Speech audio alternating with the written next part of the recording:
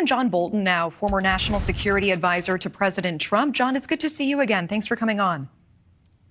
Glad to be with you. John, there is a lot to talk about and several conflicts that are playing out right now. Fears of a winding war. I want to start there because yesterday did mark the heaviest day of cross-border fighting with Hezbollah. As we mentioned, there is a new report tonight that says the Biden administration is preparing to retaliate if it has to.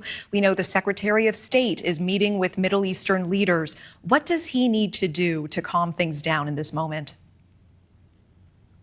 Well, I think it would help if the administration understood what was really happening in the Middle East. This is not a series of disconnected conflicts. The puller of the strings here, the puppet master, is the regime in Tehran. And they have armed, equipped, trained, and financed Hamas, Hezbollah, the Houthis, who are coming close to eliminating traffic through the Red Sea and the Suez Canal, and the Shia militia groups in Iraq and Syria that have targeted American military and civilian personnel. So the idea that these are different groups making autonomous decisions is simply wrong. This is part of a coalition that Iran has put together. They've taken a long time to do it. It's taken them a lot of effort, called the Ring of Fire. Sometimes they call themselves the Axis of Resistance, to put pressure on and gravely wound the state of Israel and others subsequently. So I think if the administration had that understanding, it could develop a better strategy and thus talk to our Gulf Arab allies who are really as worried about Iran as a threat as Israel is. What would make the U.S. retaliate? What would rise to that level?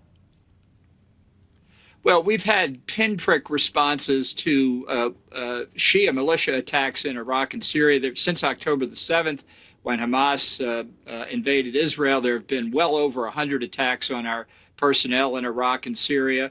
But they have obviously not deterred the militia or Iran. In the case of the Houthi in the Red Sea, we have sunk a few Houthi boats. All of this is good, but it hasn't deterred the Houthis or Iran either.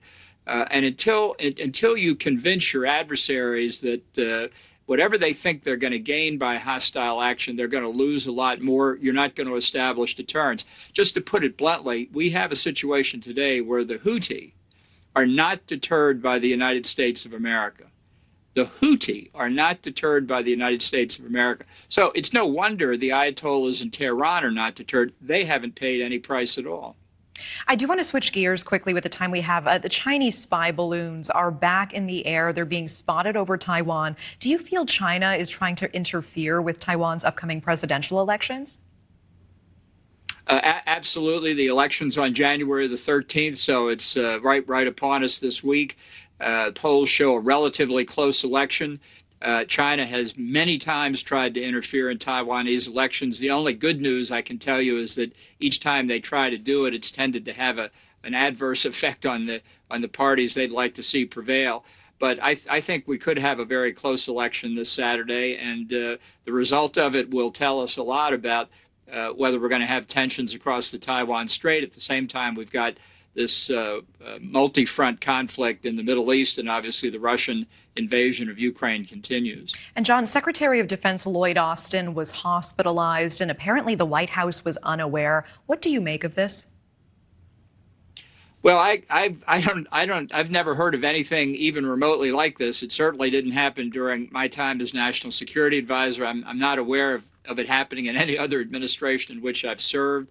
Obviously, we don't know everything here. I mean, I just make one small point. I could imagine circumstances where we don't want the condition of a cabinet secretary or higher to be known immediately, publicly, because our adversaries could capitalize on it. I'm not saying that's the case here.